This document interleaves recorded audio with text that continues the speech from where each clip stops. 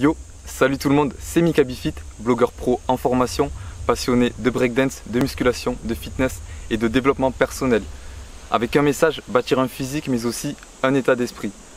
Aujourd'hui, j'ai l'honneur d'accueillir une personne super inspirante. Merci Lisa d'avoir accepté mon interview. Avec plaisir, merci à toi. Du coup, est-ce que tu peux te présenter un petit peu ton parcours, ce que tu fais ou que tu vas faire aussi? Ouais, donc là je viens de terminer ma terminale scientifique. Je vais partir dans des études de biologie pendant 2 ans. Et à côté de ça, je m'occupe de mon blog et je développe un petit peu tout ce côté-là, tous les réseaux sociaux, tout ça. Je suis un peu passionnée de développement personnel, de connaissance de soi et j'avance petit à petit sur mon chemin comme ça. Est-ce que tu peux nous dire un petit peu ce que représente le développement personnel pour toi? Oui, alors le développement personnel, pour moi ça a été vraiment le moyen d'apprendre à me connaître et d'apprendre à comprendre plein de choses. J'ai à peu près connu le développement personnel il y a 2 ans à peu près et c'est une période où je me posais plein de questions. En fait, je me pose toujours plein de questions et ça m'a aidé à comprendre un petit peu ce qu'on pouvait faire dans nos vies, et, enfin, comment on pouvait influencer nos vies, comment on pouvait apprendre à mieux communiquer, à mieux échanger avec les autres. Et pour moi, le développement personnel, c'est vraiment un outil pour avancer sur mon chemin, apprendre à me connaître, aller vers ce qui me ressemble vraiment en fait. Et c'est un outil pour c'est une réponse en fait à tes questions un petit peu que tu te poses dans ta vie. C'est ça, ouais. Ouais, c'est ça. C'est vraiment c'est comme une réponse, c'est une aide en tout cas pour comprendre un petit peu ce qui se passe autour de moi en fait. C'est plein de choses que, pour moi le développement personnel c'est juste ce qui m'a permis de grandir et d'accepter en fait un peu plus ce qui se passe autour de moi. C'est-à-dire que dans l'éducation, à l'école, tout ça, c'était super, mais je sentais que j'avais besoin d'autres choses pour mieux comprendre les choses, pour mieux grandir, et c'est toute cette introspection vers soi et tout ce qui va avec qui m'a aidé en fait et qui m'a donné des réponses. Est-ce que par rapport au développement personnel, tu as eu un déclic ou est-ce que ça s'est fait plus petit à petit toi, au fil de... Moi ça s'est vraiment fait petit à petit en observant mes parents faire et en commençant à regarder des vidéos, à lire des livres et à aller à des événements, des conférences. Ça s'est vraiment fait petit à petit. Et avec plein de déclics, comme on disait, c'est plein de petites étapes en fait où au final, à certains moments, tu as des gros déclics, mais finalement, c'est tout un petit cheminement en fait. Un escalier, comme on disait aussi. C'est ça. Okay. C'est ça, c'est marche par marche, tu comprends petit à petit des choses en fait. Est-ce qu'on pourrait dire que, je sais pas si on peut voir l'image comme ça, tu vois, mais genre on monte les escaliers et au bout d'un moment, quand même, on a gravi un certain escalier, tu vois. Non? Est-ce que tu penses qu'on peut le voir comme ça? Et cet escalier, c'est un déclic en gros. Ouais, je vois ce que tu veux dire. Oui, je vois ce que tu veux dire.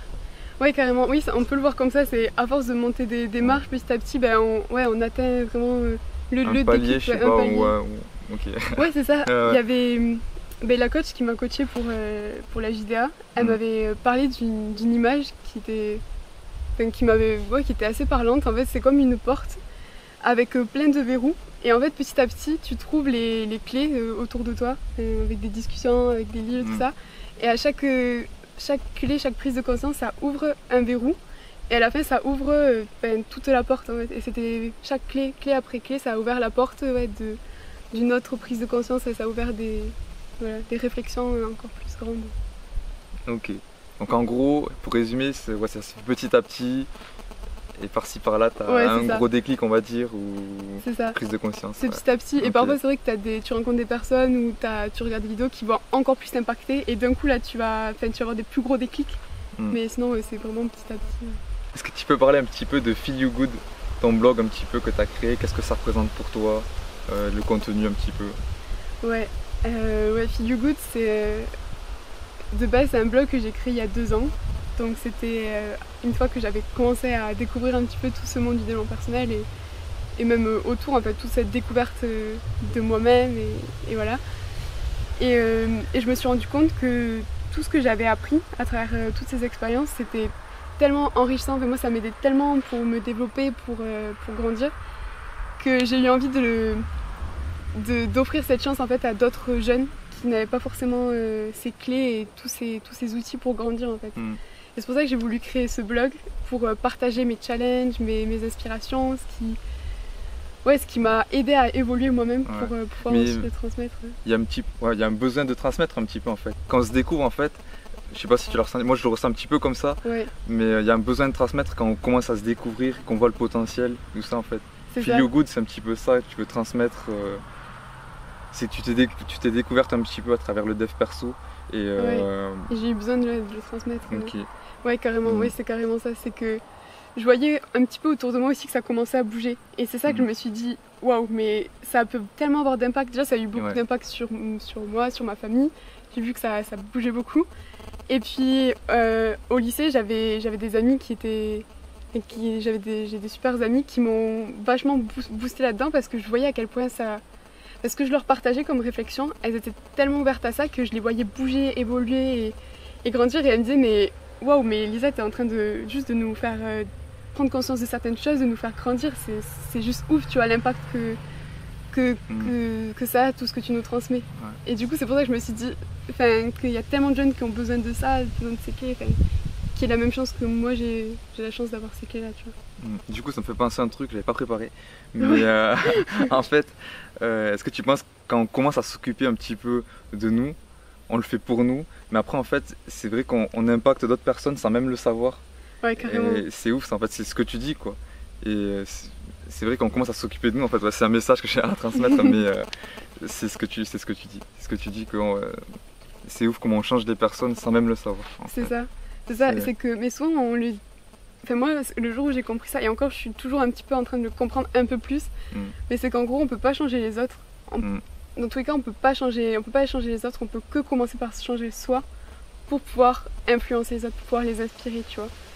C'est vraiment un truc qui est tellement puissant, c'est que vraiment tu pourras jamais réussir à faire changer quelqu'un si toi tu fais que parler, tu fais que lui dire ok faut que tu fasses ça, faut que tu fasses ça. Par contre quand toi tu changes ta façon de faire, ta façon de parler, ta façon de percevoir les choses, que tu partages avec la personne tout simplement, tu vois, ce que tu penses, ta vision des choses, là tu vois les gens changer, là c'est là qu'ils vont être inspirés, tu vois. C'est jamais dans le forcing, tu vois, c'est juste quand toi tu changes que tu inspires les autres. Ouais, c'est ça. C'est magique. Franchement c'est beau, mais c'est ça. C'est pour ça qu'on peut que s'occuper de soi pour après mieux s'occuper des autres en fait. Par rapport à la journée de l'audace, ça représentait quoi pour toi, cette conférence Pour moi c'était un gros challenge. Quand j'ai vu le concours sur Facebook, j'avais trop envie d'y participer parce que ça fait 2 ans que je vais à la journée de l'audace et que je vois tous ces conférenciers qui sont tellement inspirants, qui ont une histoire à raconter qui est vraiment touchante. Et du coup ça m'a toujours beaucoup, je trouvais ça toujours très intéressant ces journées-là. Du coup quand j'ai vu le challenge, j'ai eu beaucoup envie d'y participer pour moi me challenger et pour voir ce que c'était de monter sur scène devant beaucoup de monde. Et de juste oser transmettre ses idées, ses réflexions et oser juste parler et être soi en fait. Et c'est vraiment un gros challenge. Ce que je te disais tout à l'heure, c'est ce qui m'a vraiment boosté là pour cette fin de scolarité. Parce que là j'étais en plein milieu du bac et j'étais pas très motivée à aller au bout de bosser à fond pour le bac, tout ça. Et quand j'ai eu ce challenge là, j'ai eu tellement envie de tout faire, de tout réussir et de bosser à fond justement pour réussir à faire la conférence et à réussir à bosser pour le bac. Du coup ça m'a vraiment tellement boosté et comme toutes les expériences ça m'a beaucoup appris à me connaître, à voir encore les challenges d'autres challenges que j'ai en moi, certaines peurs et à apprendre à connaître une coach qui était juste super aussi, qui m'a beaucoup appris. Comme je te disais tout à l'heure, moi je suis assez à l'aise à l'oral et quand je discute comme ça avec des gens. Autant là, quand j'étais sur scène, devant les 300 personnes, c'était vachement déstabilisant. Du coup, j'ai appris beaucoup de choses sur moi parce que justement, ça m'a fait beaucoup peur. Ça m'a fait vraiment très peur d'être devant toutes ces personnes. T'avais envie de te dépasser à ce moment-là. C'est ça. Ça fait 1 mois que je travaille à fond sur cette conférence. C'est 1 mois que je ressens ce message, que j'ai vraiment envie de partager ce message. Donc là, il faut que je donne, même si je suis flippée devant toutes les personnes, faut que j'y aille. Et c'est ça qui... T'es obligé de te dépasser en fait pour aller au bout. Ouais, par rapport à notre système éducatif un petit peu, est-ce que tu penses qu'il y a des matières qu'on devrait nous enseigner plus, comme tu parlais par rapport à la connaissance de soi dans ta conférence et tout ça? Oui. Je Je sais pas si toi tu vois d'autres, des matières, ouais. Ouais, carrément. Carrément. Je verrais peut-être. Le mot matière, je sais pas trop quoi te dire, mais je dirais plus. Oui, c'est clair que je pense qu'il y a beaucoup de choses à apporter en plus dans la scolarité. Mm. Et que c'est. Je trouve qu'en ce moment, la scolarité, c'est très limitant et moi, ça m'a beaucoup. Enfin, ça m'a beaucoup frustrée dans un système que je trouve assez fermé. Bien que ce soit très enrichissant, comme je disais dans la conférence, c'est hyper enrichissant tout ce qu'on nous apprend, ça nous fait une culture énorme, ça apprend à être logique, à réfléchir, enfin, c'est hyper enrichissant, mais je trouve qu'on devrait plus apprendre à. Enfin, qu'on devrait aussi nous apprendre à nous connaître davantage, à prendre du temps pour savoir qui on est vraiment, et pour ça il y a plein d'outils. Enfin, il y a déjà être conscient qu'il y a les 8 intelligences qui existent, donc on a tous de multiples intelligences. Et ce qu'on met en avant dans les cours, c'est plutôt l'intelligence logico-mathématique ou notre capacité de mémorisation. Enfin, c'est pas ça, tu vois. Du coup, ouais, j'aimerais beaucoup qu'on ajoute ce côté où on se tourne plus vers l'humain, vers l'être humain à travers des clés comme ça, les 8 intelligences ou les 4 éléments ou la pyramide des besoins. Enfin, il y a plein de choses qui peuvent nous permettre de nous connaître. Mais ça, en fait, c'est tellement enrichissant. Ouais. Et en fait, il y a pas, comme chaque individu, il est différent. Ouais. Moi, j'avais vu, tu vois, il y a des personnes qui se retrouvent dans peut-être qu'il y en a qui se retrouvent dans l'intelligence qu'on retrouve à l'école. Ouais. Et il y en a d'autres aussi qui, pour ma part, comme moi, qui se retrouvent dans d'autres intelligences, je pense. C'est ça. Et oui. Du coup, en fait, il faudrait trouver un système éducatif un peu par rapport à la personne. En fait, il faudrait d'abord connaître la personne et lui dire. Non, c'est compliqué, mais. C'est ça, en fait, le challenge, il est vachement de taille. Ouais. C'est ça, c'est que l'idéal, ce serait d'adapter la scolarité à l'enfant, enfin, à son monde de fonctionnement, tu vois. Mais petit à petit, ce qu'on peut faire déjà nous, sans avoir à tout révolutionner, enfin, ce que les professeurs peuvent faire, ce qu'on peut mettre en place dans les lycées, dans les collèges, c'est déjà ajouter des heures où on apprend, où on donne ses clés aux enfants, je pense, où on donne ses clés, tu vois, en mode, ben, il existe ça comme intelligence, t'as tel besoin, si tu communiques de telle façon, t'as telle façon de communiquer. Tu vois, parce que tout ça, on n'en apprend pas alors que c'est juste la vie de tous les jours, en fait. On n'a jamais appris à communiquer réellement, enfin, si tu veux. Je sais pas si tu connais le livre de Dale Carnegie, Comment se faire des amis. Ouais, je connais, je l'ai pas lu, mais. On en parle souvent de ce livre, mais je trouve que c'est tellement classique pour apprendre comment communiquer, comment échanger, tout ça.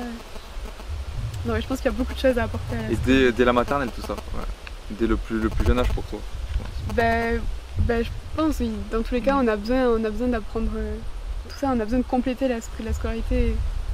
Et il y a une phrase qui me parle beaucoup, qu'on entend beaucoup aussi. C'est en fait la scolarité, c'est comme si on demandait à un poisson de monter un arbre.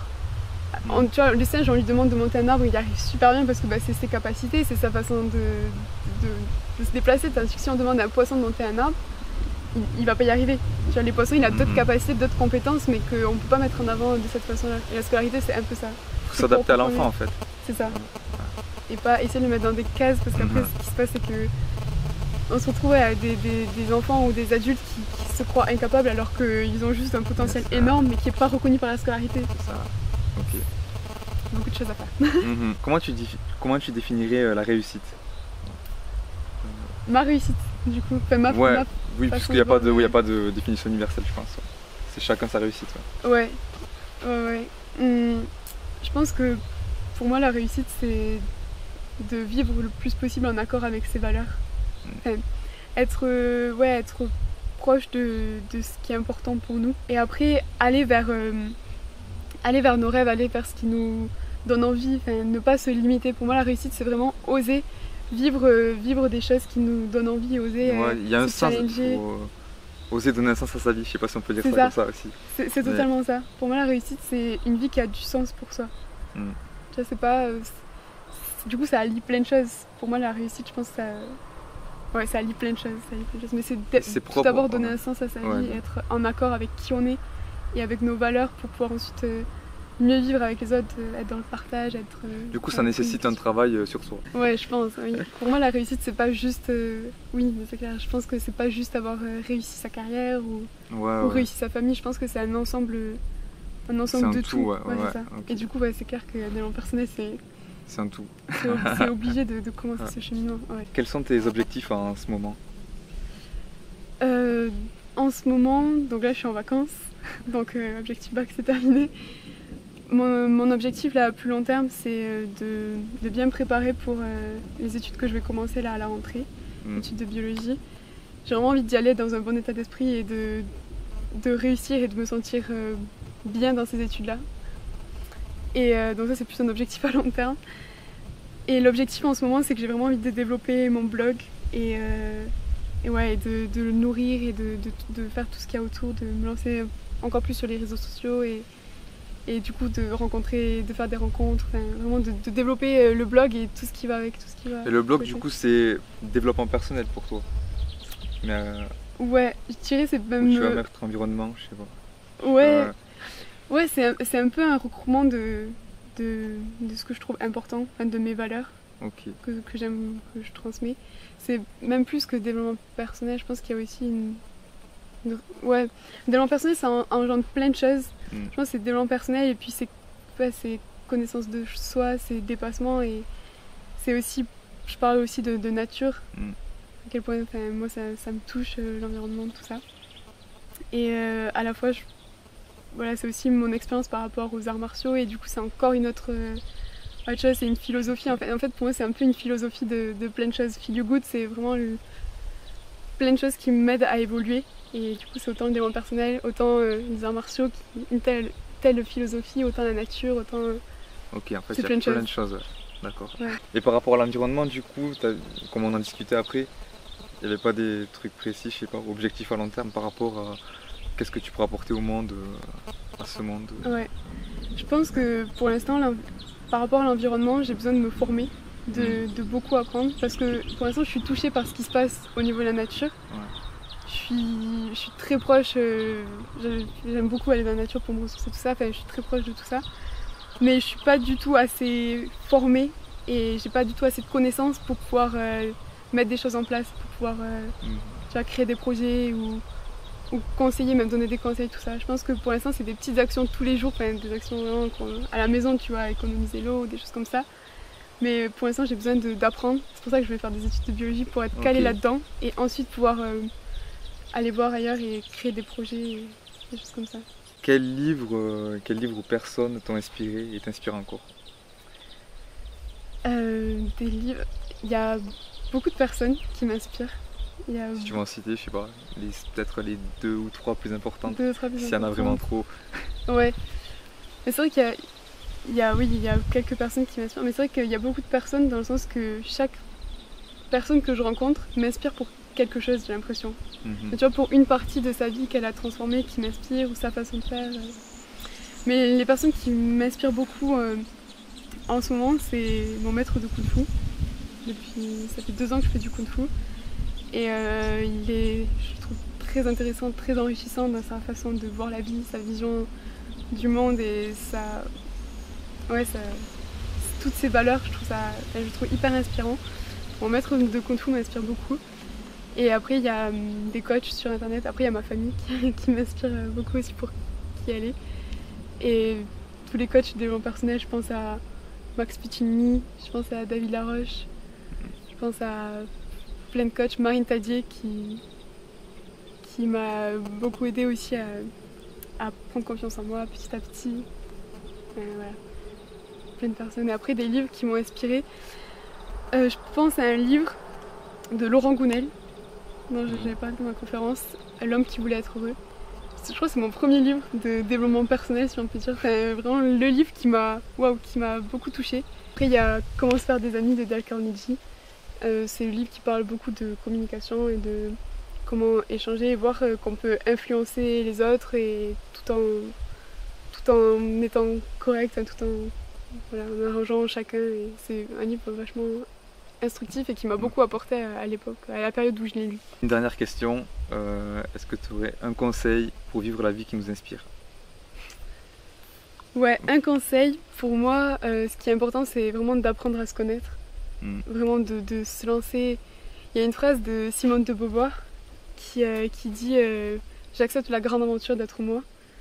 Et je pense que c'est vraiment l'idée, c'est que apprendre à se connaître, apprendre à être qui on est pour ensuite partir sur ces bases-là, pour ensuite devenir encore plus et devenir une autre, devenir encore, développer des capacités, développer des compétences et se lancer. Et pour moi, le conseil, c'est apprendre à se connaître et ensuite oser se challenger, oser aller vers ce qui nous donne vraiment envie et ne pas se limiter, quoi, aller vraiment Même si on a peur. ce qui est possible. Ouais, même si on a Même peur. si on a peur, faut le faire. C'est ça, non, mais c'est ça. De toute façon, la peur, elle sera tout le temps là. Le but, c'est de la dépasser. Voilà. Ok, yes, bah, parfait. Bah, merci à toi. Avec plaisir.